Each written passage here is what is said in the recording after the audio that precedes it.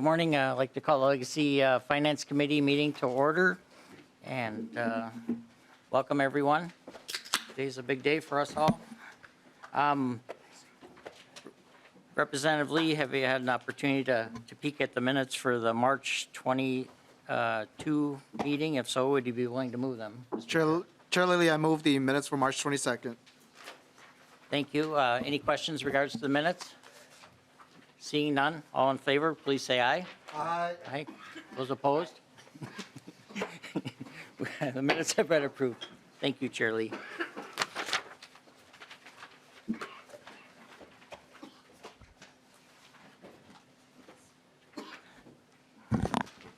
So today is, like I said, it's a big day in our committee, and I'd like to move that House File 1999 be re-referred to the Ways and Means Committee.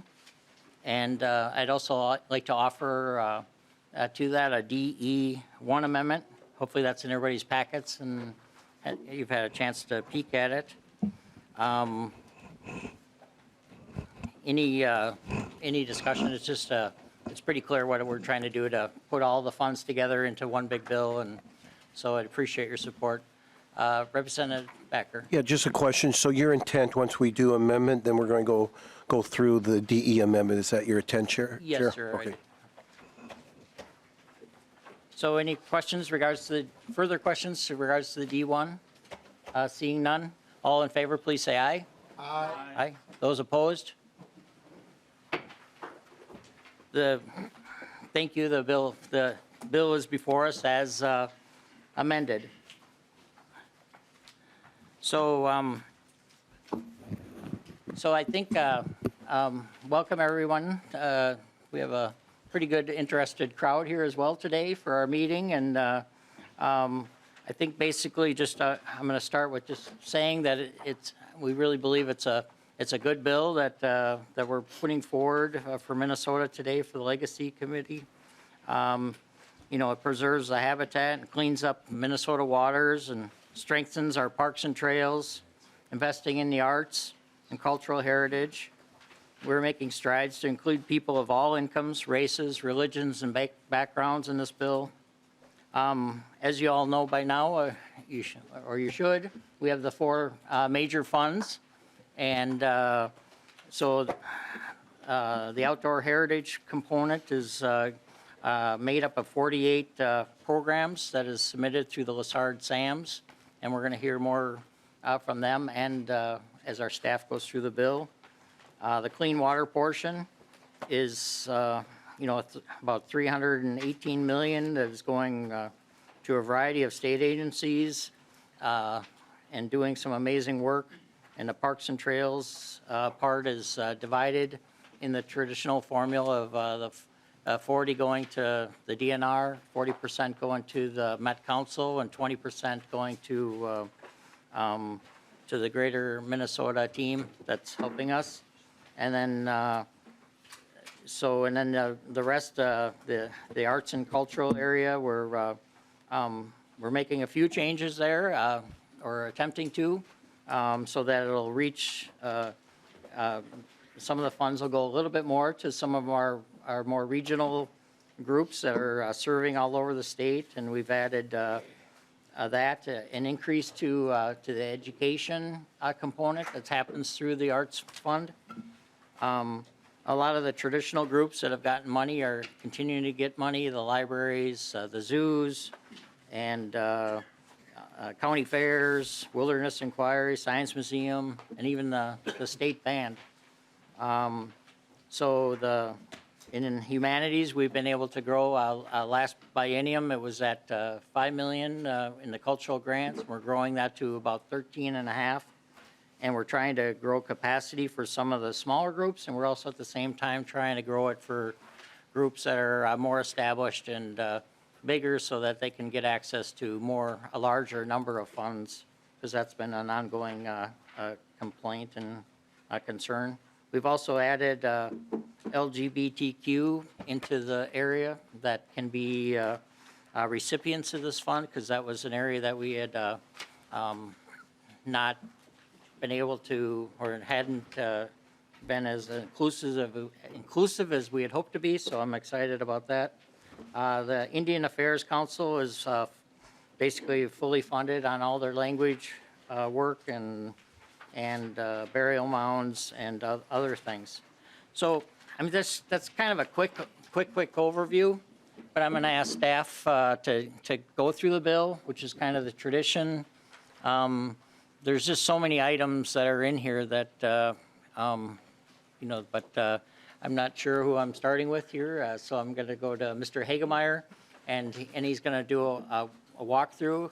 And my intent is to work through with staff, and then to have an opportunity. I'm going to have after that to have a little bit of a focus on the Lessard Sam's group for about 10, 15 minutes, and also the Clean Water Council, and then certainly go into member questions, because I imagine there will be some. Mr. Hagemeyer. Oh, Representative Skraba. Thank you. I just want everyone to prepare yourself for Mr. Hagemeyer. He is fast. We were in natural resources yesterday, and it's like, Mr. Hagemeyer.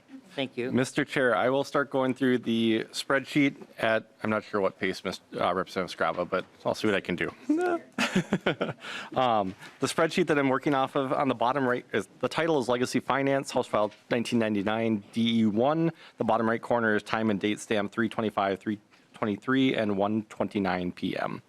The first page you'll see is the start of Article 1, the Outdoor Heritage Fund.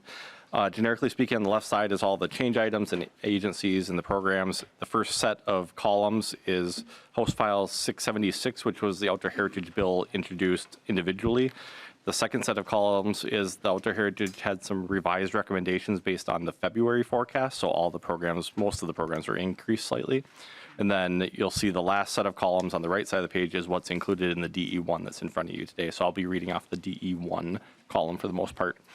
The Outdoor Heritage Fund receives annual funding, so there is no FY25 funding in the bill, but the others do have 2 years of funding. The Outdoor Heritage Fund is divided in different programs. The Prairies program on line 1, or starting on line 1, the first program is the Minnesota Prairie Recovery Program, the phase 13 at $3.8 million. On line 3 is Martin County DNR WMA acquisition phase 7 at $2.1 million. And then underneath that, you'll see some lines where I don't have a description. Those are all carve-outs that are included in the rider. I do have a column that's not printed here of who they go to, but they're in the bill. You can see who the carve-outs are directed towards, and they're usually the nonprofit organizations that receive those as a grant through DNR. On line 7, you'll see the Rim Grassland Reserve Phase 7 at $2.7 million. The Prairie Chicken Habitat Partnership of the Southern Red River Valley Phase 9 is $4.4 million. The Working Lands for Habitat is $2.7 million. The Accelerating the WMA Program Phase 15 is $5.2 million. Accelerating the U.S. Fish and Wildlife Service Habitat Conservation Easement Program Phase 15 is just over $5 million. There's $3 million to DNR Grassland Enhancement Phase 15 and $2.77 million for Enhanced Public Land Grasslands Phase 6. In total, there's just under $32 million appropriated to the prairies portion of this. On line 19 is the forests piece. On line 20, the Hardwood Hills Habitat Conservation Program is just under $1.9 million. The Camp Ripley Sentinel Landscape Army Compatible Use Buffer Protection Program Phase 11 is $2.1 million. The Protection and Enhancement of Public Land Forest Habitats through Strategic Acquisition of Private Land in Holdings is just over $1 million. Then DNR Forest Habitat Enhancement Phase 3 is just under $1.5 million. In total, the forestry portion of this receives $6.569 million. Moving on to wetlands, the Rim Wetlands Program Phase 12 is $4.1 million. The Shallow Lake and Wetland Protection Program Phase 12 is just over $7 million. The Wetland Habitat Protection Program Phase 8 is just over $3 million. Accelerating the Waterfowl Production Area Acquisition Program Phase 15 is $5.2 million. There's $619,000 for the wetland enhancement in the Big Woods. Living Shallow Lake Enhancement and Wetland Restoration Initiative Phase 9 is $6.6 million. Voyageurs National Park Wetland Restoration Project Phase 3 is $1.153 million. Accelerated Shallow Lake and Wetland Enhancement Phase 12 is $3.7 million. The Bonnie Lake South Wetland Acquisition is just under $2 million. In total, the wetlands portion of this receives $33.469 million. Under habitats, there's a Hennepin County Habitat Conservation Program Phase 3 receiving 4.695 million. On line 47 is the Anoka Sandplain Habitat Conservation Phase 8 of $3.3 million. Moving on to the next page.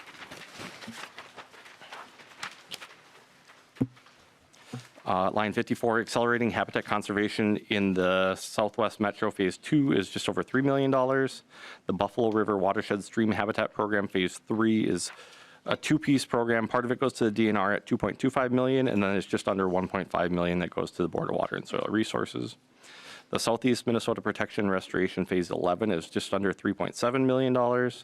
There is just a $3.65 million for protecting Minnesota lakes of outstanding biological significance Phase 2. Line 68 is Fisheries Habitat Protection on Strategic North Central Minnesota Lakes Phase 9 of $3.7 million. Line 72, Minnesota DNR Wildlife Management Area and Scientific Natural Area Acquisition Phase 15 is $2.3 million. DNR Trout Stream Conservation Easements Phase 3 is just over $1 million. The Metro Big Rivers Phase 13 is a little over $15 million. On line 82, the St. Croix Watershed Habitat Protection and Restoration Phase 4 is just $13.3 million. The Shell Rock River Watershed Habitat Restoration Program Phase 12 is just under $2.2 million. Integrating Habitat and Clean Water Phase 2 is $3.27 million. The Cannon River Watershed Habitat Restoration and Protection Program Phase 11 is just under $3 million. Enhanced Metro North Shore Trout Stream Habitats Phase 2 is just under $1.7 million. Lake Nokomis Shoreline Enhancement for Turtles and Pollinators Phase 2 is $755,000. The Upper Sioux Community Habitat Restoration is $966,000. The Rum River Corridor Fish and Wildlife Habitat Enhancement Phase 2 is just under $1.7 million. Restoring and enhancing Minnesota's important bird areas on the St. Croix River is just over $1 million. There's $2.6 million for the DNR St. Louis River Restoration Initiative Phase 10. On the next page, you'll see DNR Aquatic Habitat Restoration Enhancement Phase 11 for $4.1 million. The DNR roving crews are included at $8.7 million. The Conservation Partners Legacy Grant Program, which is the smaller grants paid through, distributed through the Department of Natural Resources, is $9.5 million. There's a carve-out that at least $2.5 million must be used for metro area. And then there's a new carve-out in there for $3 million must be used for new grantees. And then in total, there's $97 million in the habitat portion. On line 108 is the administration. There's $300,000 for contract management. There's $1.3 million for the LCC committee budget. The technical evaluation panel is $190,000. Core functions and partner-led OHF land acquisitions is just under $700,000, and then there's a little bit of money for the legacy website. In total, the bill appropriates $171,135,000, which leaves a 6% reserve in the Outdoor Heritage Fund. Moving on to the Clean Water Fund, you'll see on line 124, this again is still the column to the right. The first set of columns was this bill as introduced, which was the governor's recommendation. Based on the February forecast, the Clean Water Council, the governor's recommendation was the Clean Water Council's recommendation. The Clean Water Council had a revised recommendation to spend the little bit of difference in the forecast, and that is the same amounts that are included in this bill. On line 125, the start of the Department of Agriculture, there's monitoring for pesticides in surface water and groundwater of $700,000. Nitrates in groundwater is $6 million. The Ag BMP loan program is $9.6 million, and this is where the additional money was added based on the forecast of just under $3.1 million. Technical assistance is $3 million. There's $80,000 for the research inventory database. There's $7 million for the Minnesota Ag Water Quality Certification Program, $300,000 for irrigator water quality protection. There's $6 million for Forever Green Agricultural Initiative. The pesticide testing of private wells is $1 million. Conservation equipment assistance is $3.5 million. There's $3 million to expand Ag Weather Station Network, and there's $1.5 million for agricultural research and evaluation. In total, there's $41,678,000 going to the Department of Agriculture. Moving on to the Pollution Control Agency, continue river and lake monitoring and assessment efforts to meet the 10-year cycle and determine pollutant loads is $18.1 million. There's $12.7 million for watershed restoration and protection strategies. There's $2 million for the groundwater assessment. The St. Louis River area of concern remedial action plan implementation is 1.5 million. Wastewater, stormwater, MPDES, TMDL implementation is 3 million. The enhanced county inspection SSTS corrective actions is 7.1 million. The chloride reduction program is 1.3 million. The Clean Water Council budget is 675,000, and then there's 2 million for the National Park Water Quality Protection Program. In total, there's 48.375 million going to the Pollution Control Agency. On line 150 is the first change for the Department of Natural Resources. It's stream flow monitoring at 5.1 million. Continue on the next page are the rest of the DNR changes. On line 151 is the Lake Index of Biological Integrity Assessment at 2.9 million. There's 900,000 for fish contamination assessment, 4.3 million for watershed restoration and protection strategies. Line 154 is aquifer monitoring for water supply planning at 4 million. The non-point source restoration and protection activities are included at 3.2. The tool development and evaluation is 1.3. There's 50,000 for buffer map maintenance. There is 200,000 for county geologic atlases. There's two parts to this. This is DNR's portion, and then you'll see another piece under the U of M. The freshwater mussel restoration receives 600,000. Water storage is 1 million, and then there's 2 million for modernized Minnesota's culvert systems. In total, there's 25.5 million going to the Department of Natural Resources. Under the Board of Water and Soil Resources, the grants to watersheds with approved comprehensive watershed plans is 79 million. There's 17 million for surface and drinking water protection restoration grants, projects and practices. There's accelerated implementation is 11 million. Measures, results, and accountability is 2.5 million. Buffer law compliance is 4 million. Working land floodplain easements is 5 million. Targeted wellhead drinking water protection is 5 million. Technical evaluation is 2 million. There's 3.5 million for one watershed, one plan planning. The conservation drainage management and assistance is 2 million. Critical shoreland protection permanent conservation easements are 3 million. There's 850,000 for tillage, cover crop, and erosion evaluations. There's 1 million for the Watershed Partners Legacy Grants Program. There's 10 million for wetland restoration easements, and then there's 12 million for enhanced landowner adoption of cover crops. In total, there's 156.1 million going to Board of Water and Soil Resources. Under the Department of Health, drinking water contaminants emerging concern program is 10.1 million. Private well water supply protection is 3 million. Source water protection is 7.5 million. Groundwater restoration and protection strategies are 1.5 million. There's 500,000 for future of drinking water, and there's 600,000 for recreational water quality online portal. In total, there's 23 million going to the Department of Health. Under the Met Council, there's metropolitan area water supply sustainability support of 2.25 million and 1.5 million for water demand reduction grant program. In total, is 3.75 million. Under the U of M, you'll see that second portion of the county geologic atlases for 1 million and 2 million for stormwater BMP performance evaluation and technology transfer. In total, is 3 million. Then you'll see a little bit of money for the legacy website under the LCC. And then the Public Facilities Authority has two appropriations, including 16.5 for point source implementation grants and 200,000 for small community wastewater treatment grants. Moving on to the next page, you'll see that in total, there's 318.396 million being appropriated out of the Clean Water Fund, and this leaves the fund balance at a 5% reserve. On line 209 is Article 3 of the bill. It's the Parks and Trails Fund. As the chair mentioned, this adheres to the 40-40-20 split. Again, the columns will be this House file as it was introduced, the February forecast governor's rec based on the split, and then this bill, it just has a few minor tweaks to make it exactly a 40-40-20 split and to maintain the 5% reserve. So in total, the DNR state parks, recreation area, and trails is just over 54 million. There's 27 million for the greater Minnesota parks and trails of regional significance. And then on line 216, you'll see there's 1.367 million for the coordination among the three granting agencies. And then the Metropolitan Regional Parks receive the same 54 million that the DNR does for their 40%. And then there's 3,000 for the legacy website. In total, there's 136.6 million being appropriated out of the fund, which leaves it at a 5% reserve. On line 230 is the start of the Article 4, the Arts and Cultural Heritage Fund. The first organization is the State Arts Board. The appropriations are a little bit different, but similar to what you've seen in the past.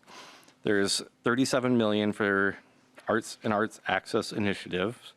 There's 100,000 carve out for free access days. On line 236 is arts education of 12 million. On line 237 is arts and cultural heritage at $4 million. There's a new appropriation for significant public arts installations celebrating Minnesota's culture and heritage for $5 million. And I believe the language allows up to 3 grants for this purpose. And then on line 239, you'll see the administration. It's calculated as 3.5%, where in the past they've been allowed to use 3.5%. This just directly appropriates 3.5%, so it's $1.926 million. And then line 240, there's now a direct appropriation to the regional arts councils of 40%. In the past, they've been given 30% of the various grant programs, but this directly appropriates it to them. So it's $36.6 million. Going on to historical, in total, the arts area received $96.671 million. Moving on to the Historical Society, the statewide historical and cultural grants are $15 million. Statewide history programs are $15.5 million, with a $400,000 carve-out for historic buildings and $100,000 for Making Minnesota book. History partnerships received $5.2 million. There's $1 million for the statewide survey of historical and archaeological sites, and then there's $750,000 for a digital library. In total, there's $37.5 million. Under Department of Education, there's the regional public libraries at $5.5 million. And moving on to the next page, there's the water safety grant program of $250,000. In total, there's $5.75 million. Under Department of Administration, you'll see on line 256 and 257, the Minnesota Public Radio and Amherst Public Radio both received $4.2 million. There's $9 million for Minnesota Public Television, $1.1 million for Wilderness Inquiry Canoe Mobile. There's $3.5 million for the Como Zoo, $1.7 million for the Science Museum, $200,000 for Appetite for Change, $300,000 for Lake Superior Zoo, $500,000 for the Great Lakes Aquarium, and $50,000 for the state band. In total, there's just under $25 million going to the Department of Administration. Under the Minnesota Zoo, there's $4 million for zoo programs. Moving on to sorry, let me take some water. Moving on to the Minnesota Humanities Center. Humanities Center programs are $4 million. There's 2 grant pieces for children's museums. There's in total $1.695 million the first year, $1.65 the second year, and then it's split with some of the money going to museums with a operating budget over $2 million, and I believe the amendment that's here has a different number if that's taken up. And then there's $1 million for children's museums with grants under $2 million operating budget. There's $75,000 for outreach on humanities grant opportunities. There's $1.5 million for capacity building.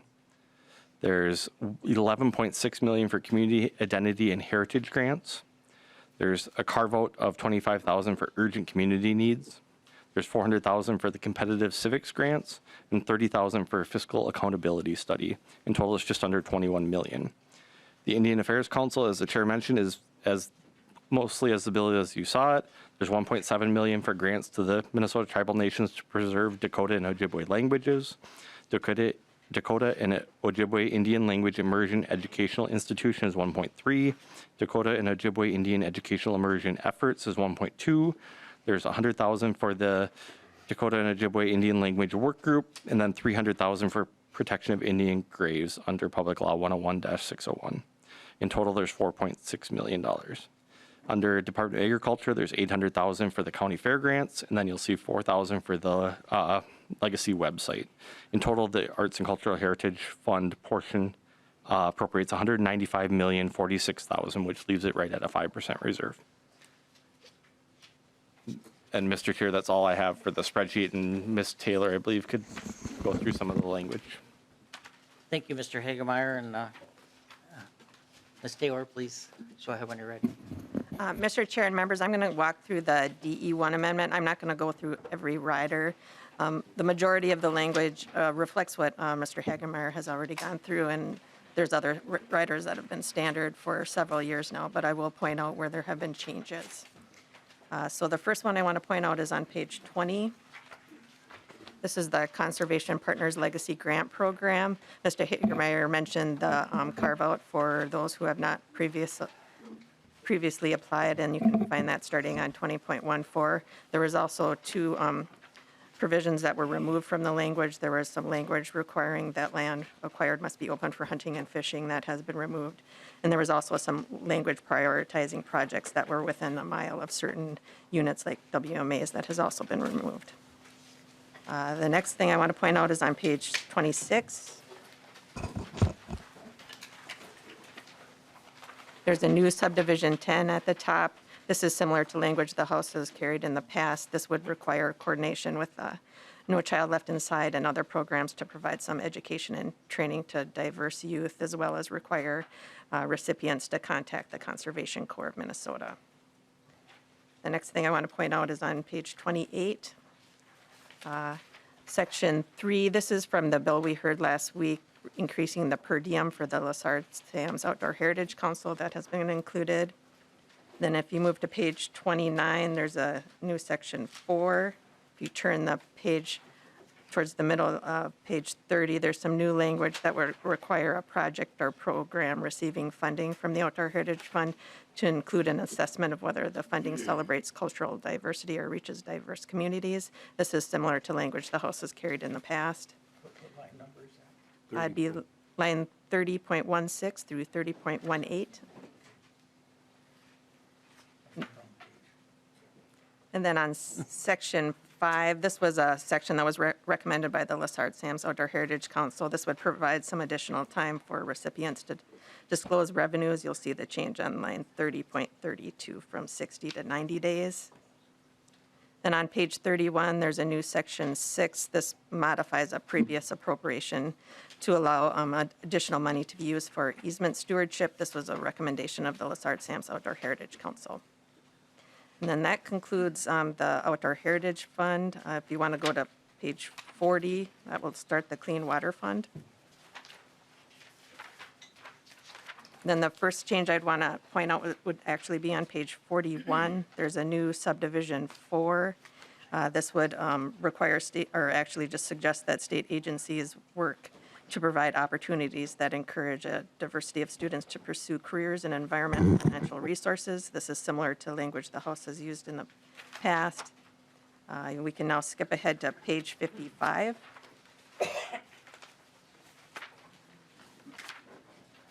On line 55.24, you'll see a requirement that the Board of Water and Soil Resources work with the Conservation Corps. Originally, it was $750. This DE would make that $850. Then if you want to turn the page to 56, the paragraph A, the Department of Health rider, there was some changes made here. Originally, they were developing guidance, and this would require the development of health risk limits. And then on page 58, there was also a little change on line 58.6 through 58.7. There were some additional contaminants added to this rider. And then we can skip ahead to page 60. There's a new section 12. This would establish a clean water goal under Chapter 114D to have all waters achieve their designated use by 2040. This is similar to language the House carried several years ago as part of a larger rewrite of that chapter. On page 61, section 13, this is the Clean Water Council per diem increase that was in the bill we heard last week. Section 14 is a new section that would require the Clean Water Council to submit their recommendations to the legislature rather than the governor. Then if you turn the page, there's a new section 15 that would require those recommendations to be annual rather than biennial as they are now. And this would be effective for the fiscal year 2026 recommendations and beyond. Section 16 would require a diversity assessment similar to the one that was in the Outdoor Heritage Fund that we went through previously. And then if you move to page 64, there's section 17, which extends two previous appropriations to the Department of Health at their request.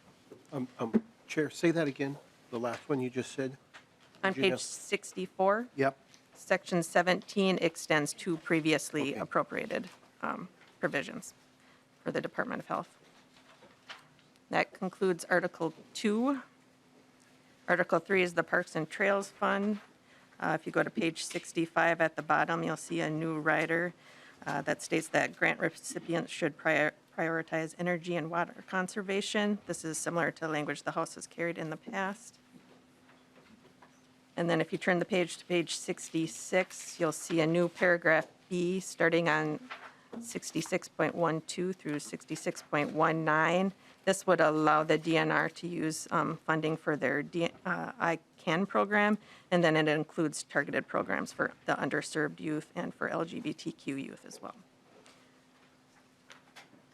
And then if you want to skip ahead to the bottom of page 69, there's a new section. This is another requirement for those diversity assessments. This was for the Parks and Trails Fund.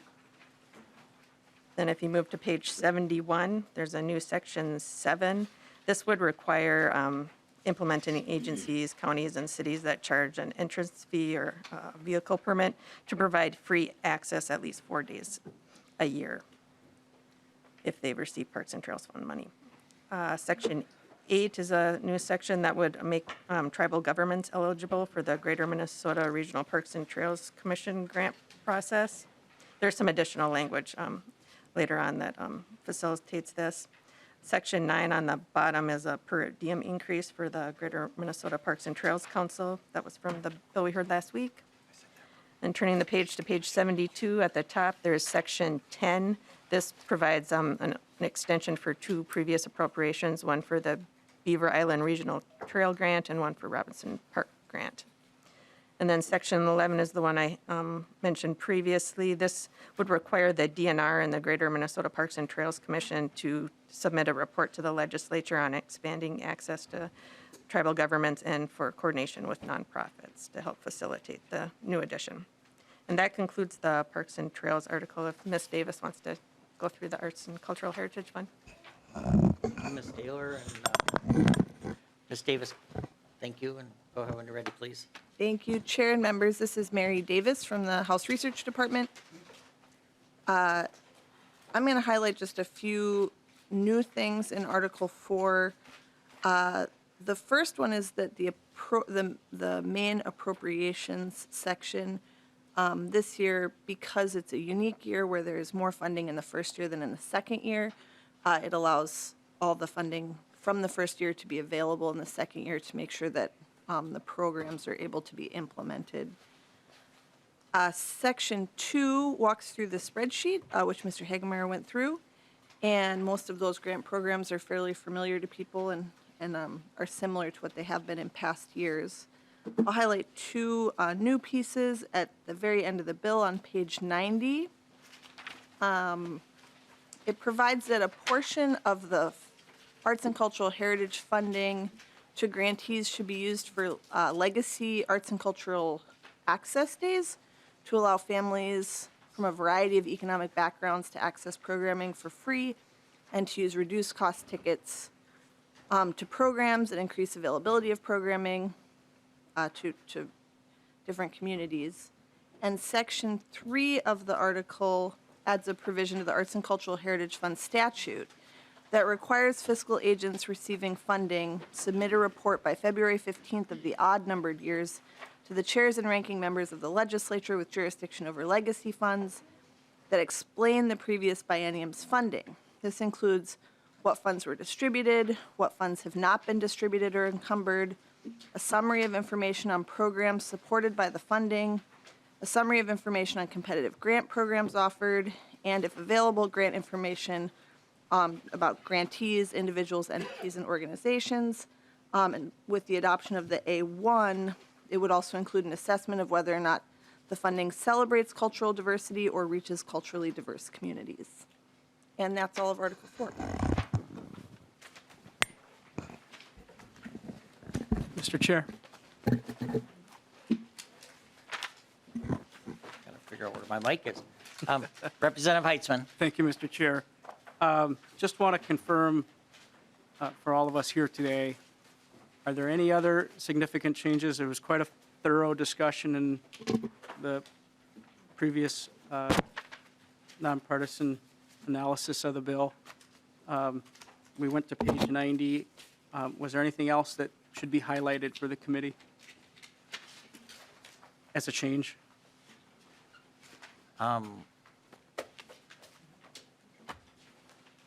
It sounds like a leading question. I mean, it sounds like you have an answer. Do you want to ask questions now, or do you want to go into the water? We're going to have Lessard Sam's folks come, and then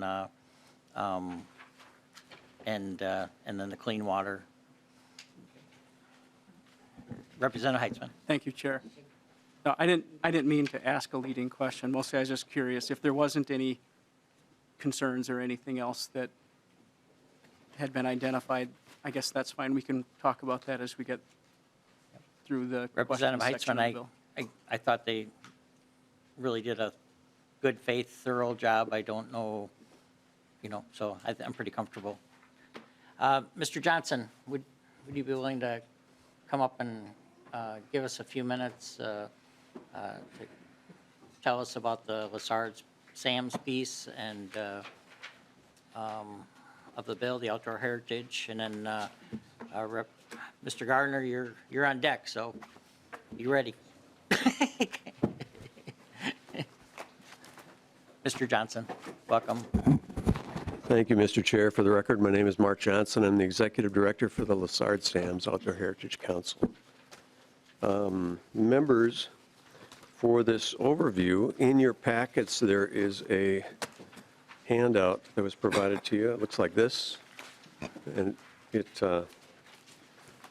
we'll use that as our basis for this. There was also another handout, which I can call your attention to right now. I guess it was just a one-pager, and that's regarding the CPL, or the Conservation Partner Legacy Program, which is in the end of the habitats portion of the bill. I think it was subdivision 5 or section 5. At any rate, that just gives you a little overview of the CPL program, where those grants have been applied over the years, from a county standpoint, so you can see the distribution across the state and maybe your home counties. So let's see, if I may I move that chair, Mr. Chair? Yes, sir.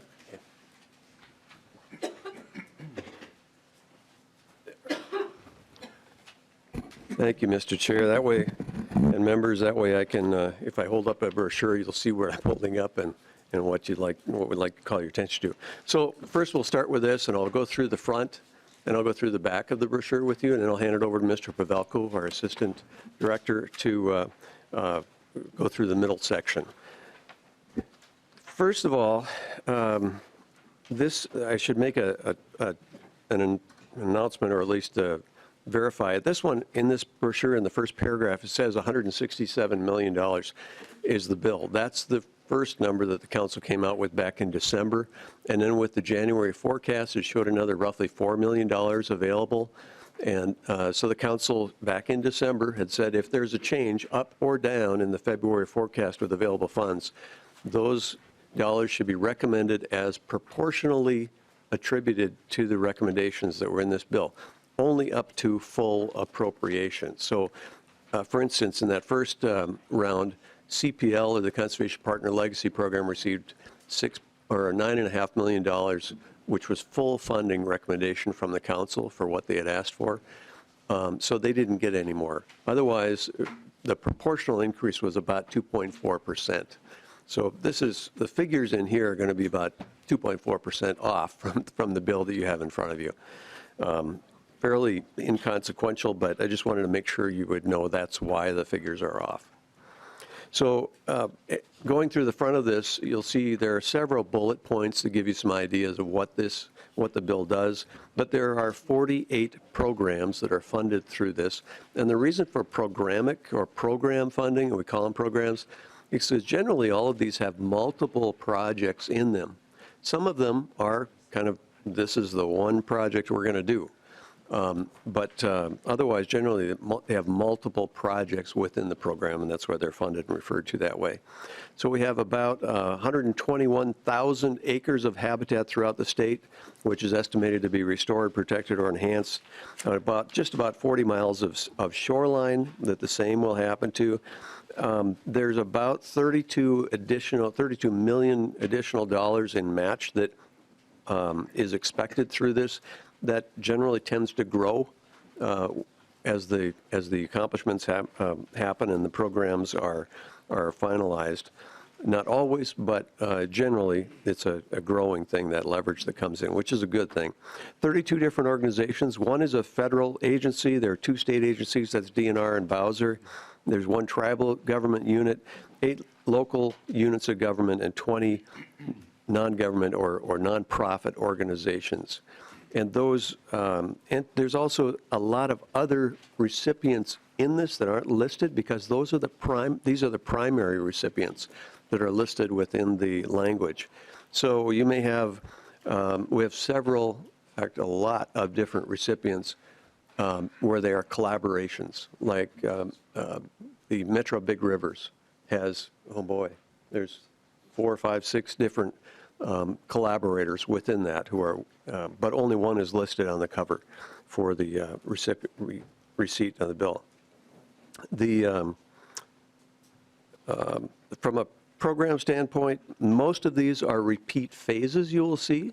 I think out of the 40, I think there are about 7 that are new, that are not repeat phases. The rest are repeat phases. Repeat phase isn't a bad thing. It just means that they're coming back, they've done their work, they're coming back, they have a new section they'd like to work on, a new area they'd like to work on with the same basic program, the same basic activities, restoration or enhancement in native prairie or in forest or whatever it is. So rather than calling it by a new name and trying to put a new face on it, let's call it what it is. It's a phase. And they are all coming back with good work, and their work is proven, so the council is willing to look at the next phase. I will call your attention to the back of the brochure, and on the back you'll see that it's listed out all of the, you can, and in the gold margins or the gold rows, you'll see that it says subdivision, and subdivision 2 is the first one for prairies, and it lists down those 9 projects or programs within the prairie area of the bill. Next, the subdivision 3 is forests, then wetlands, then habitats, and then at the bottom is administration. And so that breaks them all out, just like it is in the bill. Again, the numbers are off by about 2.4% because of the February forecast. We'll be happy to answer questions on this, but I'll hand it over right now to Mr. Pavelko. He can get into more of the details in the middle of the brochure. Thank you, Director Johnson, and welcome, Mr. Pavelko. Please introduce yourself and go ahead, please. Good morning, Mr. Chair and members. My name is Joe Pavelko, Assistant Director with Lessard Sam's staff. If you look in the middle of the handout, we have some pretty pie charts and graphs, and this kind of gets into the details of what the partners will be doing with the money. This data is taken from accomplishment plans, and the accomplishment plans are basically the who, what, where, when, why, how, that each partner has that describes how they're going to do the work, where they're going to do it. It talks about funding, and it talks about outputs in acres. And so you see it's split. On the left side of the handout is in acres, the right side is in funding. The Minnesota is divided into 5 eco-sections, those Lessard Sam's eco-sections. There's northern forest, forest prairie transition, the prairie metropolitan urbanizing area, and the southeast forest. So we track it not only by the activity, but also by the ecological section. If you look on the top left side, you'll see how the acres are divided by activity. There's 121,000 acres. Most of it is an enhance. An enhance would be burning a prairie or taking a forest and burning that to stimulate growth for moose or something like that. So it's usually taking existing habitat and making it a little better. Restore acres would be taking something that's not there, say a crop field or something, and restoring it back into a wetland or back into prairie. So it's going from nothing to habitat. Protect and fee with PILT, those are fee title acquisition acres that have PILT liability. So these are acres that are going to the state of Minnesota. Protect and fee without PILT, those are acres that are going to another agency. Could be a nonprofit. The Nature Conservancy oftentimes acquires land, but they don't have PILT requirements. Sometimes, excuse me, counties will acquire properties. And also, there are some acres going to the federal government as U.S. Fish and Wildlife waterfowl production areas. So those are the types of properties or acres that are in there. And then we also have easements, and those are properties that have a conservation easement. They restrict some of the activities on those properties, but they're not acquired in fee, so the state doesn't actually own them in fee. And those are nonprofits, Bowser, RIM easements, and DNR that traditionally own those. And then if you want, you can, again, going through this quickly, you can look at how the acres are distributed. If you look on the top right, you'll see how the funds are distributed by activity. Interesting thing to note is that there's only $41 million of enhancement money, yet it's the highest acre output with 99,000. So again, you're taking something that's existing and making it a little better, so obviously the cost is less. Our biggest per acre cost is protected fee with PILT, that's $10,047. Protected fee without PILT, that's about $5,800. So you can see there's a difference, not only in the types of activity, but also in the different parts of the state. If you want to go further down, you'll see how those numbers break out in ecological sections. And again, we have a online system, and that's where all of these partners enter in all of their accomplishment plans. They're required to report to us twice a year, and we stay on top of that and oversee how they're doing the work, making sure they're doing this, doing the things that they should be doing, making sure they're spending in the right areas. And so we do have an online tracking system, an online database. If there's any type of information that members would want, we have all of that information at our fingertips. Thank you, Mr. Falco. Director Johnson. Yes, Mr. Chair, one last item before we get into questions for you. We can go into as much detail as you like on any one of the programs or projects. We have the information with us, so we're pretty familiar with all of them. From a distribution standpoint, on that, in the middle, on the outputs, you'll see in that first bar chart that goes up and down right in the middle of the page on the right, you'll see the metro urban area is $39 million. That's about a little over 25% of the bill. I believe that's the correct number, yes. For the funds in the metro urbanizing, and that includes, well, at any rate, that's includes all kinds of activities. So there's, and then you can see from the other sections of the state, the other biosections of the state, how those funds break out as well. Thank you, Director Johnson and Mr. Pavelko. Thank you for going through that. I think originally I'd kind of made it sound like we'll come back to questions, but I think it's timely to have you, since you're in the chair. And then I think our first question is from someone who's actually made these proposals. I think he was on the committee and picked these projects, so I'm curious what his question is. Representative Heitzman. Thank you, Chair, and thank you, Director Johnson, for coming today. I have thoroughly enjoyed my time on the Lessard SAMs, and we've worked through some long days to put together these proposals, and having had time over the last 8 years to see bills come together, and then this side of the process, I did have some questions about some changes that have been made to the bill, and I was hoping you could address those today and kind of give the committee as well as the public a flavor for what changes may be expected or not expected. Just a basic overview of that would be helpful, I think. Director Johnson. Mr. Chair, Representative Heitzman, if I could clarify, so you're looking at the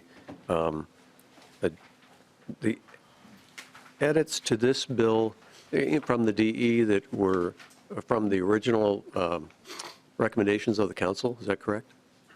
I think that's correct. Bless you. Yeah, I can walk through those. Our committees, in the DE, there is some language changes, and then we were able to discuss them yesterday in your office to some extent. But Director Johnson. Sure, Mr. Chair and representative and members. The first was actually on page 20 that, and Ms. Taylor brought these out as well. The change where it's on lines 2014 through 2017, the at least $3 million of grants to applicants must be previously applied, or to those who have not previously applied. That did not come from the council. And the council hasn't met since January, so it hasn't been in front of the council. They won't meet again until May. There was another 20.25. There was a change that was put in. Outreach and support for the first-time applicants was added in that line, and that's something that already happens, but it's okay to put it in there. Let's see, if we move on, I think the next changes were in, pardon, 26? Oops, I missed one thing. Would you like to? Mr. Chair and members from the. Mr. Falco. Thank you. So on line 20.30, there is language removed that referred to the open to hunting and fishing language. That was removed, but that language is in statute and in the Constitution, so it's, I guess, triplicative. So it's probably okay that it's removed. Director Johnson. And Mr. Chair, there was also some removal from, on line 21.6, right after habitat projects there, there was a statement that was removed, and I think Ms. Taylor brought this up too. It's that the grants requesting to acquire land and fee or conservation easements, the commission must give priority to projects associated with or within 1 mile of existing WMAs, SNAs, or AMAs. That language was removed. It's probably not a controversial removal because that really what it, in all cases, when the DNR technical panel and the commissioner are looking at CPL projects, they're taking those things into consideration along with many, many other habitat-related concerns. So, and they do a really good job of that. There was a change on, just a one-word change on 23.34. It changed, it was act, the word was act, and now it's article, which doesn't have any bearing, it's just a technical change. What was that again? 23.2, the very last sentence, 23.34, the first word of that sentence is now article. It used to state act, but that's not a significant change by any means. The subdivision 10 on page 26 was added in. The first part, the part A, which is 26.2 through 26.17, is something totally new. That did not come through the council, but again, the council has not met. That has not been offered to them. The 26.18, which is B, and 26.24, which is area C of that, those are, they require a letter or that the recipient contact the Conservation Corps of Minnesota in writing. That's already in statute. And so it's a reiteration of statute here. Whether it needs to be in there or not is up to this committee. And in C, that is already done as well, except I don't think there's a 15-day execution necessarily laid out currently. But those activities are already accomplished. In, let's see,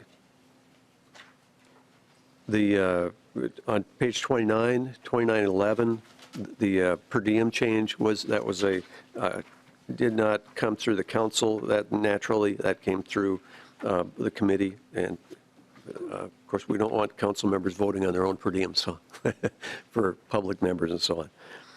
On page 31, or 30, I'm sorry, the 3 lines, 30.16 through 30.18, did not come through the council. Again, the council hasn't met, so they were not aware of that. Otherwise, I think that's it from the changes and how they came through. Representative Heitzman. Thank you, Chair.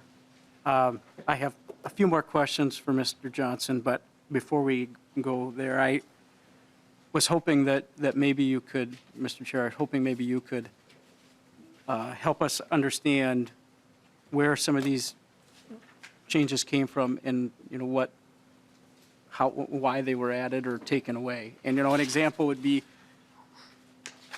like this line referring, I think it was on page 20, the removal of hunting and fishing. It's already in statute, it's in the Constitution. That's just one example of I think, the 6 or 7 changes that were made. Is there any reasoning behind that? Do you know why that was done? I'm assuming you did this, Mr. Chair, so I'm.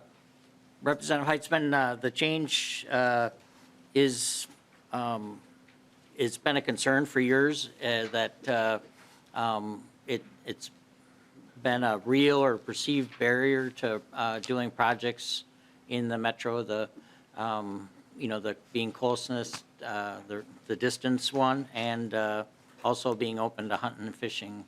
Because I think generally as a body, I think there can be a lot of habitat work that can be done too. Quite often in the Mississippi, for example, in Minneapolis, is a major flyway for birds that move through Minnesota. So, I mean, you can do habitat work, but you might not necessarily be to hunt on the land necessarily. So it's not as, and then Mr. Johnson's made it clear that it is, it's not been a barrier, but I think there's some comfort language in that.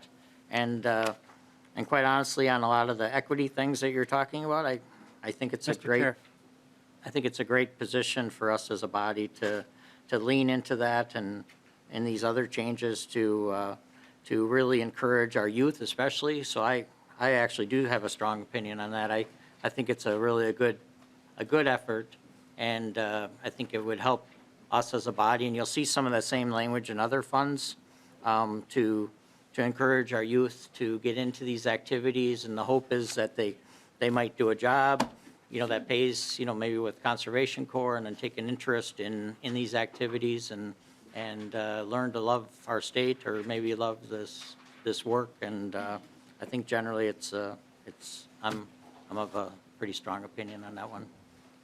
Representative Heitzman. Thank you, Mr. Chair.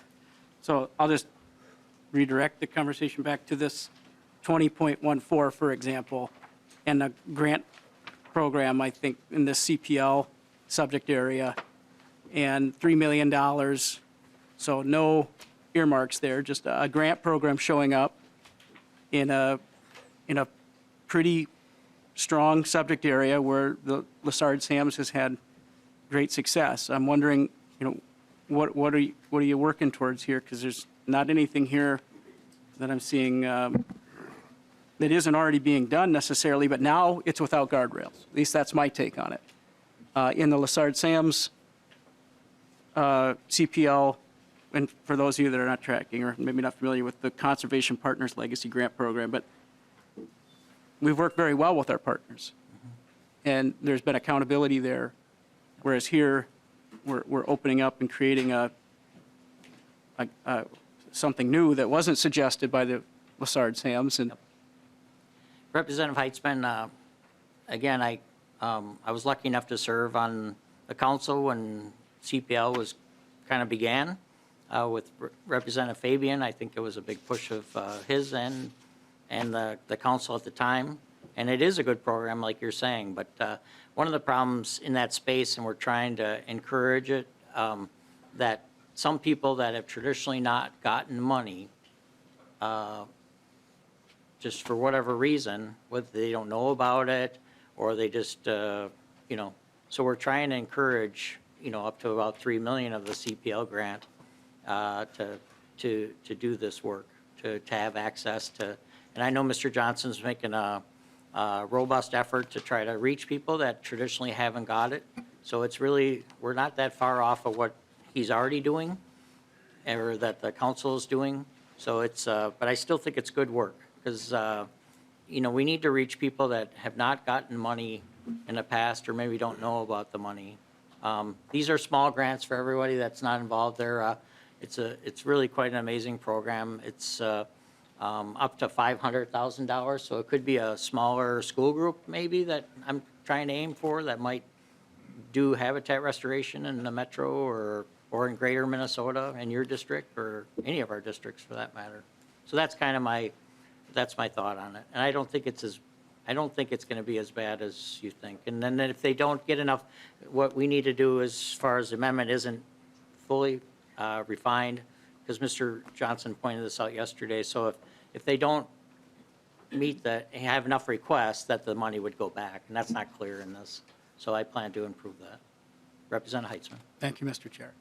And to that point, Mr. Chair, and maybe Mr. Johnson could weigh in on this as well, but what happens if through a process, which we already have, there are let's just put in the number that you added, $3 million worth of applicants that now no longer will go through a program or a process that has guardrails and has been proven, and then do those projects now then just go away because this, and they're no longer funded because we have $3 million now that's been taken out of that?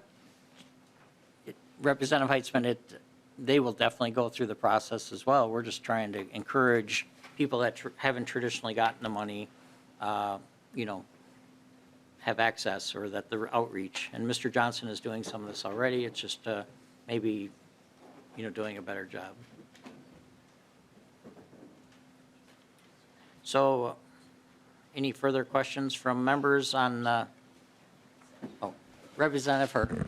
Thank you, Chair Lillie, and not maybe specifically to this testifier, but maybe to Representative Heitzman, to share with him that there was a great deal of consternation on our side over here not having direct appropriations as well. That there are a lot of people over here that are upset that we're not directly appropriating. And but I really want to say that I support Chair Lillie's position in going into more pools of which we can have people apply for. And I agree with you that there's the risk, right, of like not having organizations who've been vetted continue to do the work. But that also creates the barrier of new people getting into the ability to do the work. So if there's people who are actually trying to reach new communities to do the exact same thing that we have been doing, we'll never get to those individuals and organizations in order to do that. And there are new pots of funds that have been created that we would have loved to have named people as well to those pots of funds. But we also understand that then I would be personally choosing people I know would be doing a good job, and I don't know all the organizations that could do this work, right? And so I just want to share that I think that it is a change, and structural changes are usually hard, but I think that we should embrace it and figure out, like, well, does it work? And we can always go back to a structure we knew of if it doesn't work the way we intended. And so I just want to share with you that on our side here, we were also very frustrated that there were not more direct appropriations, because we would have liked to have seen that. But we understand this might be the fairest process of moving forward to bring more people into the process, and then to have organizations that we already know do a good job, like Humanities Center or History Center, do the vetting for us so that we do know that whoever's coming to do this work will be able to execute on the funds that they get. So I just wanted to validate how you are feeling, but also to honor that this is what Chair Lillie thinks is a good way to move forward, and I support him in that, regardless of how I feel about wanting my own direct appropriation. So I just wanted to share that thought. Representative Becker. Yeah, thank you, Chair. I got a couple of questions, but while we're talking about this popular section right now, my question, and I don't know if this is to the chair or to our testifier, and I'm new to this, okay? So if some of my questions may seem, it's obvious, well, I'm the new kid on the block. So what happens, but you may not even know this answer because this sounds to me something new. What happens if only $1 million, there's only $1 million apply? What's going to happen to the other $2 million? Because it says greater or at least $3 million is for grant applicants that have not previously applied. Well, I have only known you since January, and you seem quite diligent. I had a concern in our district. I know you reached out to that person, so I think you're doing everything you can. So it is reasonably to assume not all of this will be applied for. So what's next? I don't know if that's who answers that. Thank you, Representative Becker. It's almost not fair to Director Johnson, because it wasn't his idea or effort. I think after our conversation yesterday, I think the money that is not rather spent will go back into the CPL grant program. So that's what I was hoping. Director Johnson. Yeah. And Mr. Chair, I can give you an example. If that that provision is made, then it would be very similar to, but right now you can see that there's $2.5 million is for grants for the 7-county metro. If that money isn't utilized, then that's open, and it's virtually always utilized. I think one year in the past it maybe wasn't, to a small degree, but otherwise there's generally more applications. The nice thing there is that it's the first $2.5 million where the applicants in the metro areas, which includes Duluth, St. Cloud, and Rochester, are able to apply for it. And then if there's not enough money there for that, they go to the second area. They go into the general overall. If that money was not used in the metro areas, then it would be open to open to general grants statewide because it is at least this much is available for. Representative Backer. Yeah, it's just, with the information from Outdoor Heritage Fund, a lot of details, and I think that's important because when people, this is taxpayers' money, they want to know what it's going to. So this is extremely general. It could be interpreted. If someone knows somebody, they may get a better applicant. I'm not implying that will happen, but how the language is written, people could see that. And to represent her, I think we can agree upon, there's folks that I know that are not happy about stuff too. So at least we're all in the same boat. Okay? So I mean that nicely. So we can have a party and cry like we want to, I guess you could say. So this is to Director Johnson. Just, again, a new kid on the block. Is it correct? You had to make sure these recommendations, you and your council, by January 15th? Director Johnson. Mr. Chair, Representative law, Backer. right? Yes, by law. Okay. Yep. And then this question is to Mr. Chair. I know we had Director Johnson in a few times, but really this is our first time hearing all this stuff, and really venting through the process. Just share with us why that way and why we didn't hear it earlier this session, Chair. Representative Backer, Mr. Johnson has been before this committee twice. The team came early in session, and then they came again, and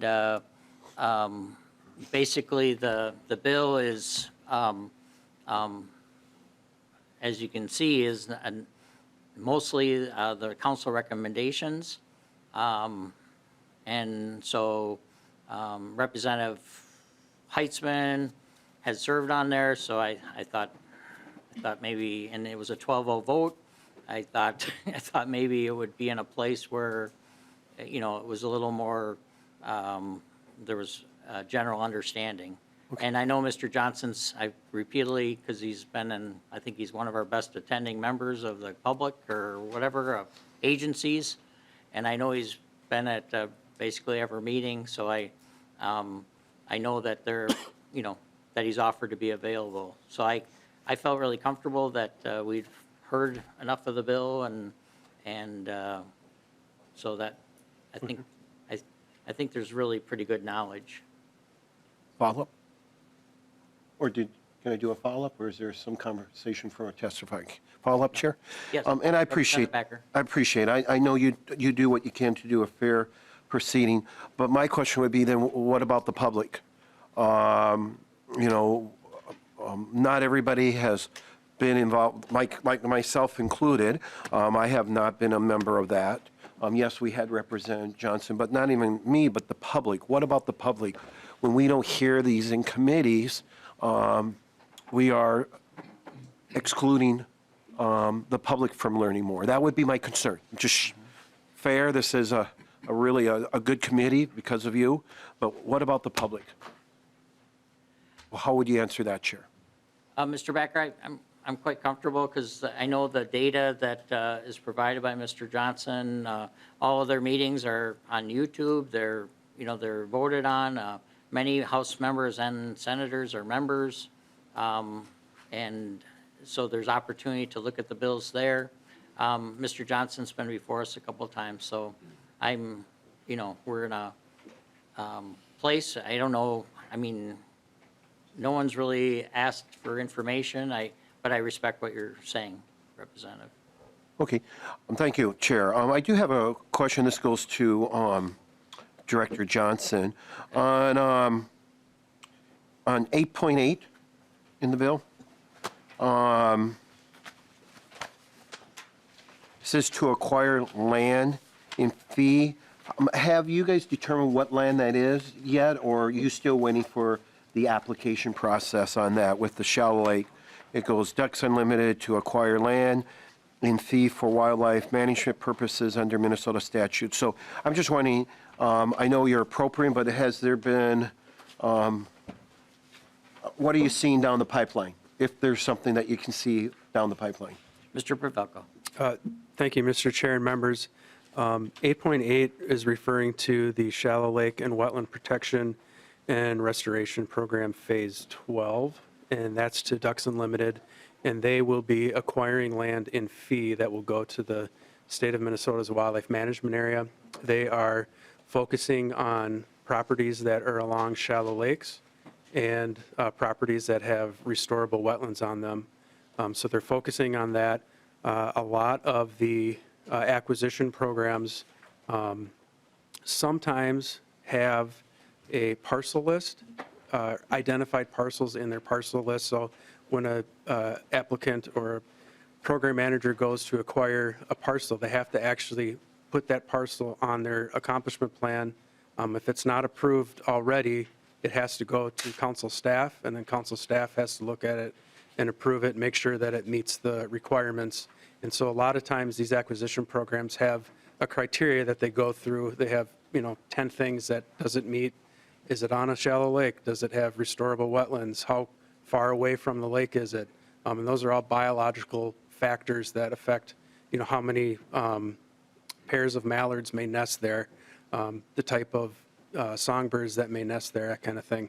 So there's requirements that they go through that prioritize those parcels. So there are parcels on the list, but again, you're working with sellers, and sellers sometimes don't want to wait around for, a year to figure out if they're going to get a deal or not. So the parcels that were put on this list were parcels that were identified back in June of last year, and they're not going to get the money to start spending until July 1st at the earliest of this year. So there is some turnover with landowners, because when landowners want to sell, they want to sell. And oftentimes, there's just some turnover because of the timing. Representative Backer. Well, appreciate that. And the point again I'm making there, and I did truly want to know that, but I think that in the future we may want to consider to look over, especially such a large percentage of the bill. There's our other questions. I'm not going to ask those questions. I'll do that privately with Director Johnson. But that is a concerning, anytime we hear purchase of land, especially in greater Minnesota, we're concerned about taking out of production and affecting our food supply. So for right now, on this part, that's all I have. Thank you, Chair. Thank you, Representative Backer, and thank you, Director Johnson, and Mr. Pavelko, thank you very much. And I know you are available to members, and Representative Scrava, do you have? I'm sorry. I thought you got my message. I'm sorry. Go ahead. Just briefly, I just want to follow up on Representative Hur and Representative Heinzman and your conversation on this so that I can put it to bed. The max of the $3 million is a $500,000 grant. Is that correct?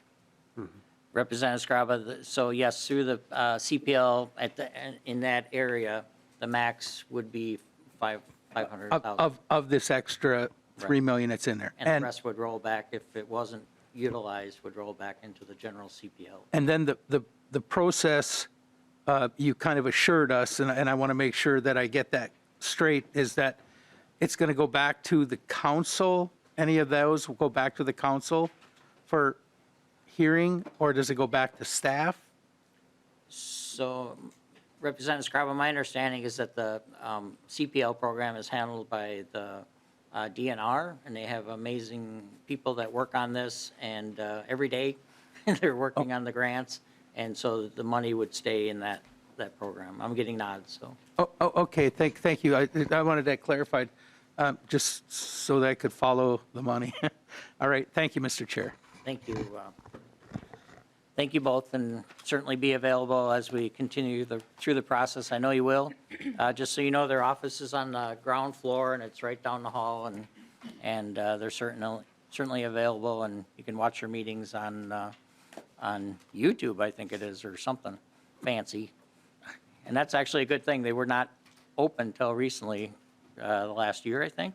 It's 2 years now. 2 I think years. we've been doing that. Yeah. And thank you for being open like that. I think it's important for the public. Thank you, Mr. Chair. Mr. Gardner, please come forward and tell us we've,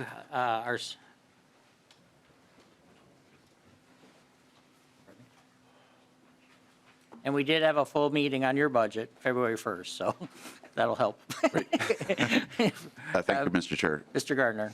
My name is Paul Gardner. I'm the administrator for the Clean Water Council. First, on behalf of the council, I wish to express gratitude to the committee and you, Mr. Chair, for giving us so much time in February where we could lay out the general broad strategy on how the Clean Water Fund is used to get us more fishable, swimmable, and drinkable water, which would negate the need for me to describe that again. But I hope it will have helped for this moment when you're given a spreadsheet and a bill where everything's broken down by agency and there's just a few words to go on and some of the words sound the same in different line items. So there's a reason that I gave you that information ahead of time so it all fits together. Mr. Chair, you'll be glad to know I stole something from the Senate for you. We had a hearing in the Senate and the PCA made some nice color copies of our executive summary of our recommendations. And then our spreadsheet, which is broken down by function rather than agency, and they were left over and were going to be recycled, so I swiped them, Mr. Chair. I hope that was all right. Might be some wing powder on the paper or something that you have to There is clear powder. out. Yes, okay, It's going to cause us to sneeze. okay. But that just gives you a quick summary of some of the highlights of things that are new that we're very proud of at the council. Let's see, I also wanted to express the council's thanks for including the entirety of the recommendations in your spreadsheet. I don't know that that's happened before. We do have fiscal winds at our backs because the tax bill may, we'll see how it goes, include funding for soil and water conservation districts, which has often been plucked out of the Clean Water Fund. So that may happen. And we also have more money than we did before, which has been great. So we're trying to do more things that work, or do more of the things that work, and also address some of other emerging threats. Mr. Chair, I also wanted to say thanks for changing our deadline also. You did that last year, moving us from December 1st to January 15th, which allowed us to respond to the December forecast. So we did make some adjustments in December, and we said if there's any extra money in January, let's put some money back in, or in February, let's put some money back into the agriculture best management practices loan program where we had to make a cut. And so you'll see on your spreadsheet an addition of, I think it's 3.098 million for that program. So that makes us whole. So that action by changing the deadline helped us plan better so that we don't have to have you figure out how to cut or add.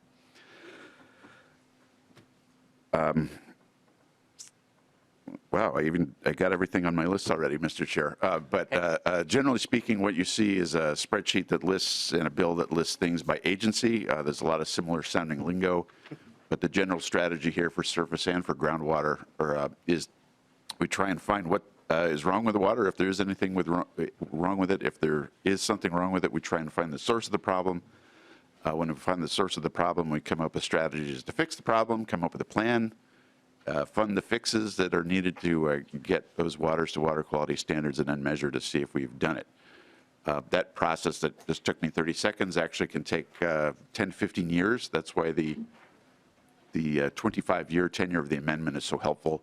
It allows us to have some predictable funding so we can address systemic problems and develop the science so we can target dollars and prioritize them where they'll do the most good, rather than doing projects that are random where we hope good things will happen.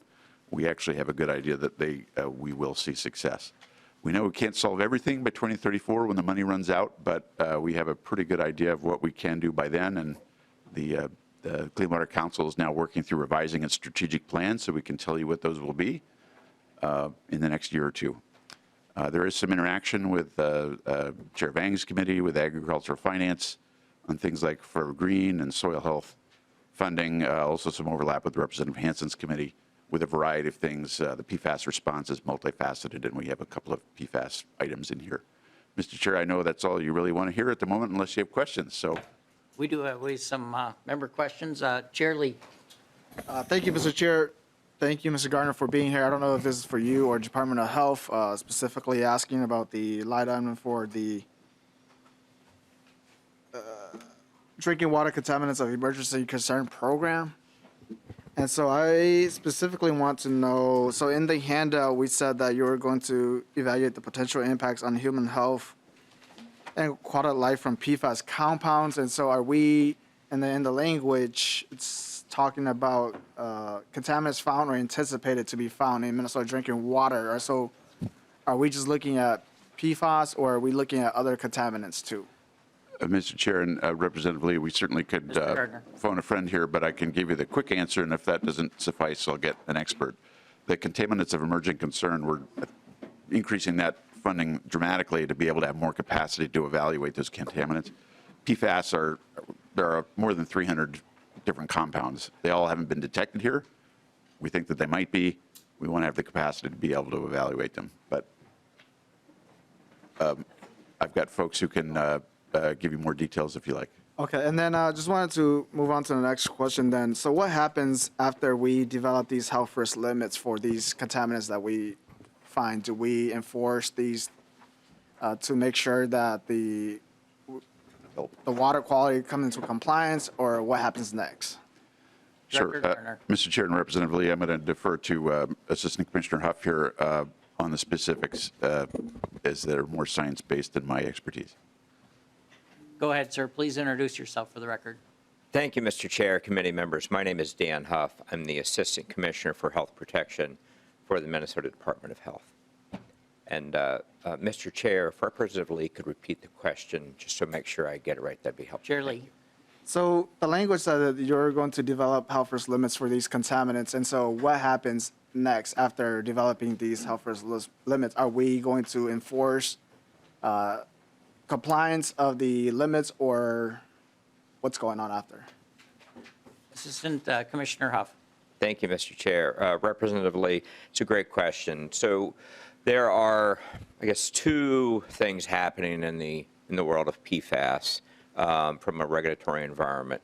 The EPA has announced a draft maximum contaminant levels for drinking water for some PFAS chemicals, and those are regulatory. So once those are finalized, we would enforce those for all drinking water systems.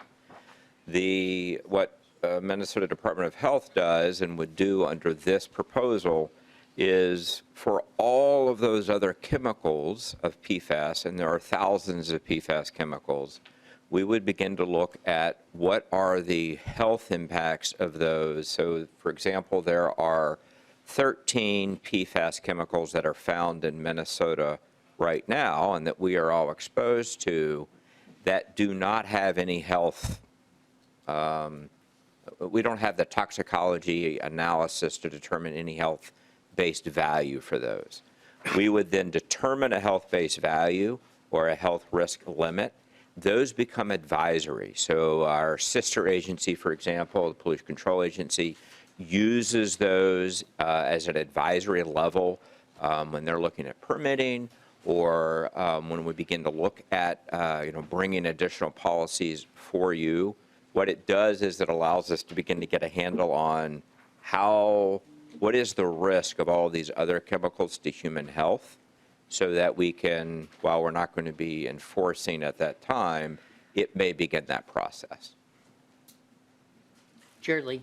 Thank you, Mr. Chair. And then I think the next question will be, how will this program, once you figure out these different contaminants and whatnot, possibly impact capital requests for drinking water infrastructure to address some of these emerging contaminants? Assistant Commissioner Huff. Yes, Mr. Chair. Representative Lee, yes. So any contaminant that is considered an MCL, so from the EPA, once it becomes regulatory, systems will have to comply with that. And we would anticipate that we will have more capital requests from that. When we have established a health-based value or a health risk level, a health risk limit, and a system exceeds that, we send a letter to that system. We request that system notify their residents, and then that system, we will work with them to find how can they reduce the levels to a healthier standard. Even though it's not regulatory, we still work with them to say, this level is above what we consider an MDH to be a healthy level, and we suggest you bring it down and then refer them to, say, the PFA, where they can look at how they can receive funding or capital support for that. Chair Lee. Last follow-up, and mostly just a comment, Mr. Chair, so I really appreciate that, and I think as we move forward with programs like this to look at emerging contaminants, I think that the Department of Health, the Public Facilities Authority, and the APCA should really look at how do we address these issues, and especially how it's going to impact some of the capital costs, because we know that even though this is not the Capital Investment Committee, it's often time for us to be able to get a bonding bill through to fund critical infrastructure in the state of Minnesota to address these emerging contaminants. Thank you, Chair. Thank you, Chair Lee. Fantastic question. Mr. Chair, was actually one more Director Gardner. thing that was timely. In the last section, you talked about the Conservation Partners Legacy Program. At the council's behest, we did create a program administered by Bowser called the Watershed Legacy Partners Grant, or Partners Legacy Program, for small grants designed to find people who weren't the usual stakeholders who carry out clean water programs. We just thought there would be some good ideas floating out there that maybe we hadn't tapped into that could be from nonprofit organizations, as well as meet the needs of tribal governments. So $1 million is being considered for grant approval in late April by Bowser for the last appropriation cycle. We had more applicants than money available, which was great because a month out there were no applicants, and it all came through. But in these recommendations, we're repeating that $1 million request. So we're looking forward to seeing what proposals we get in the next month or so. Thank you, Director Gardner and Assistant Commissioner. So, any general discussion on the bill? Representative Scrava. Are there any additions here, like the prior person, anything different than was none? Almost got away. Director Gardner. Sorry, that's all. I remember giving all the class having to give presentations in high school, and I was always waiting to be last so the bell could ring and I could get out of there, but we're close. Mr. Chair, so the spreadsheet is the same as our recommendations. There are some items starting on page 60 that include some things that I think that, Mr. Chair, you could explain, but they're not anything that is going to destroy anything. Representative Scrava, we changed a couple things, and I might not cover them all, but we changed it so that it'd be an annual in the future, not next year, but instead of a biennial. So like Lassard Sams comes to us every year, so we're requesting that the clean water folks try to come to the legislature annually. And then we also we put a goal in there, which I think is I think it's good for all of us to, have goals, and I think it's important. So we put a goal in there that by 2040 that our waters are fishable, swimmable, and drinkable. So that's, I think, something that we all can aim for. We're doing that in other spaces, and I think it's really important because our waters are so vitally important to our Minnesota. Representative Farr. So, Mr. Chair, I'm a little unclear. Are we talking just Clean Water Council now, or the general bill? I think we're going to transition into the general bill. Thank you, Mr. Gardner. And please be available for member questions, Okay. not necessarily at this moment, but certainly ongoing. And I know there's members that are actually legislative members that also could be talked to, your colleagues. I'm not sure who they all are this upcoming session. Do you know? I don't know. So, Representative Farr, to general discussion. Thank you, Mr. Chair. So in the same vein as earlier discussions, as I look through public arts installations, 76.4 to 76.21, we talk about $5 million there for three projects, but we don't name those projects. It seems like we have an idea maybe what they are, or have an intention for them if we're saying 3 projects. And so just curious if we do know what those are, or if there's a plan for that, or why the 3 projects.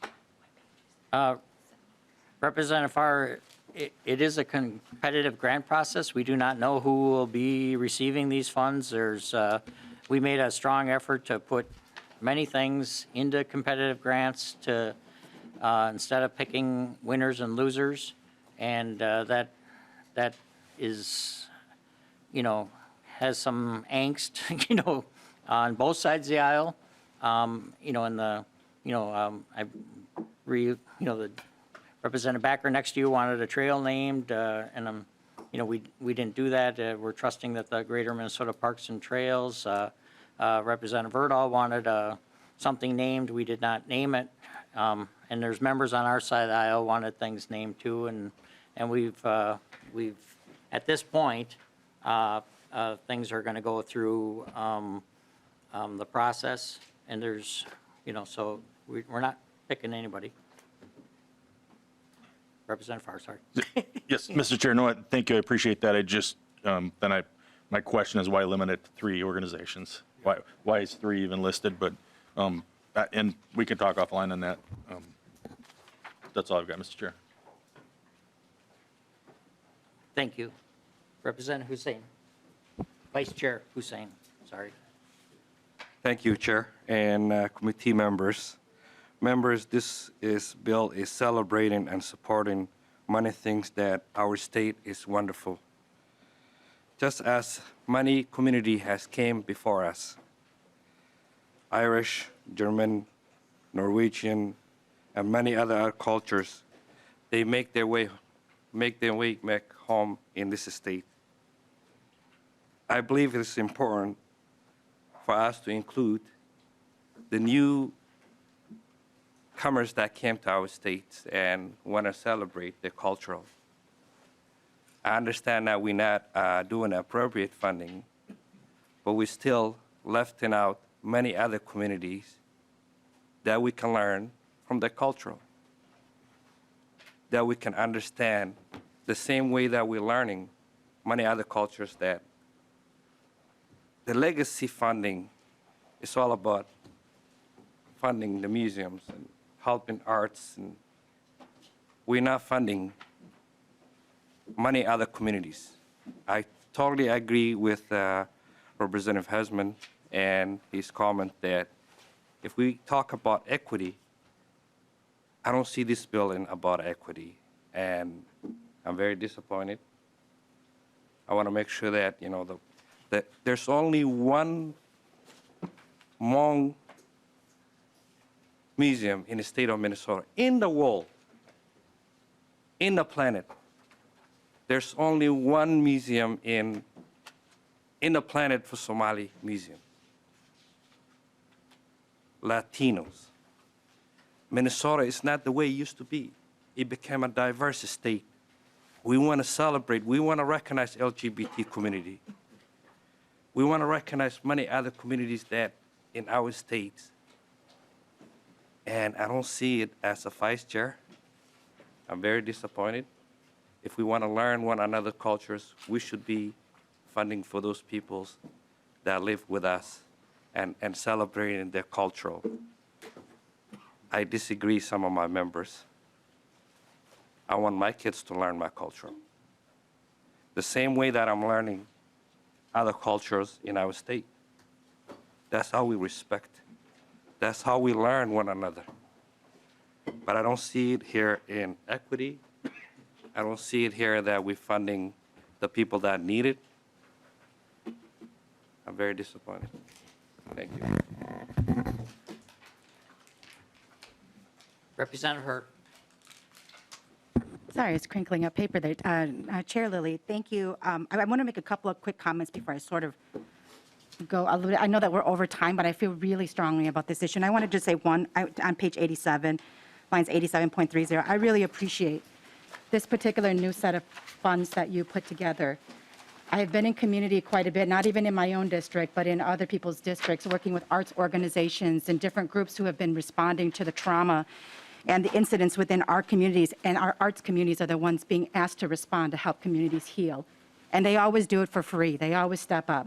On the east side, Indigenous Roots stepped up when there was the stabbing at Harding, and they were the ones that brought community together. They don't have money to do that, but they continue to do that. And the things that we are experiencing today come to our communities from generational and historical trauma. And we don't have money to actually address those things. And I really appreciate that you are seeing the changes within our community and the landscape of Minnesota, and you're making these changes. I appreciate that there's pools dedicated specifically to our queer community, our LGBTQ community. I appreciate some of the changes that you have made in here, and that I feel like you have really heard, those of us who've been working directly with you, and really been intentional about why you were doing some of these things. And I know that the arts organization, which were all communities of color arts organization that I worked with, who gave me this feedback, they will be extremely happy to know that this exists so that now they don't have to keep doing everything out of pocket and for free. With that, I just want to say that when we started this committee, I remember Representative Heinzman saying that we're not here just to rubber stamp. And I took what he said really seriously. And as we were going through this process, this is my first year, I didn't judge the proposals coming in front of me as good or bad or right or wrong. I really believe that everybody who comes in front of this committee genuinely cares about the areas in which they have expertise and they're working in. And they're really, truly here to honor the fact that taxpayers put money into this. So I never question anybody's motives. But what I wanted to learn was, why do we do the things that we do and how do we do them? So I wanted to understand what was in statute and what is not. Why do we fund certain groups and why don't we fund others? How do we choose these groups? Who has the social, cultural, political capital to access the structures we call the legislature, right? Who's represented and whose voices are missing? And I didn't want to show up to just rubber stamp. So what I did was decided that I didn't want to play into the structure that was given to us. These structures were created long before any of us ever got here. And I don't want to play the game within the structure someone gives me. I want to change that structure. And I feel like the attempt that you're trying to make is forcing us not to play the game that has been given to us. To say, well, then if you name 10, I get to name 10. And if you do 4 more of this, I need 4 more of this. Like, to me, that's a losing game. We're all racing to the bottom when we do that, because I don't know every organization that does great work. And to rely on my knowledge as the one person to know which 5 orgs should be funded is, to me, ridiculous. And any one of us who believes that we know who should be getting money, I think we should really reassess. Do we know everybody we need to know to be bringing to the table? Are we playing into the systems and structures given to us, or are we dismantling them so that then we can do things differently? And so I really I feel like this is a structural change that actually allows us to make new decisions. And I really appreciate that. Do I like that none of my organizations have named? Of course not. Do I like that there's nothing I see specifically impacting Hmong people? Of course not. But I do know that I am committed to working in community, with community, to work with these institutions like the Historical Society and the History Center and Humanities, in order to say, how do we now, not only do we change what we're doing here, but we want to change what they are doing. And I am committed as a legislator not to pass a bill and say, I'm done, I did my job. It's not my job. My job is then to go into a community and say, how will we do this better? How will we work with these institutions to say, what is your commitment to me in doing right by the organizations who need this money? That's what I'm committed to doing. And so I don't know if this is a right or wrong bill. I don't know if this is good or bad. What I do know is it is a structural change. And I appreciate that. And I will support this bill because it is an attempt to do something different. And I appreciate that commitment. And I want to just say that I really appreciate you and your commitment to us, knowing that you have a place of privilege in who you are. And you don't know who should be funded. And for you to say, I will take the lead of the policy caucus for further conversations and how and who we should be including in these conversations. And that commitment means more to me than a bill that is put together today, because I know that that commitment is what is going to create future change. And I want to just say I appreciate that. Posse Caucus did have a meeting the other night, and we believe in you when you say you will work with us and how we will move forward. And should organizations need to be named, because this process is not done, that you will be working with us in ensuring that the voices that need to be heard get heard. And so I just wanted to thank you for that. So I will be voting yes for this bill, and I appreciate your work on this. Thank you, Chair Hare. Final comments, Lead Packer. He was on before me. Representative Heitzman. Thank you, Mr. Chair. I really appreciate the opportunity to speak. As we wind down this conversation, I am going to unfortunately be voting no, Mr. Chair. And that is, I really do mean that sincerely, unfortunate. Typically, this bill has been very non-controversial. And the final section that is in this discussion that I think we do need to address, Mr. Chair, and I'll ask you about it and then move on. But in this section 78.23, through 78.33, I see another appropriation that is not earmarked. And that creates a real difficulty. And we'll probably have to, since we're out of time, address this on the floor because I don't know specifically what this does. And I would really appreciate, as we've been hearing, I think from both sides, a better understanding of who is on the other side of these appropriations. And I'm simply agreeing by saying I'm going to vote no today. And that, and like I said, is very difficult because this has been a non-confrontational bill, a bipartisan supported bill. And that's changing. And I'm not entirely sure why. I don't think it needs to. And if someone could address the question that I have relative to that section in 78.23 through 78.33, I'd appreciate that. Representative Heitzman, that's a competitive grant. There's 31,528 nonprofits in the state of Minnesota, so anybody can apply for it. There's members that, you know, like I mentioned earlier, Representative Erdahl, you know, because we did, I guess that's as specific as we can get, because I did add the word opera. So it's likely, I don't know how many opera houses, we've toured a couple on capital investment, but I don't know how many are applying for grants. So that's, the rest, you know, there's Croatian Hall from Representative Jordan, there was Representative Hansen had a Dakota Museum, none of them are named. So this can go to anyone. So it doesn't, it's as broad as you possibly can be.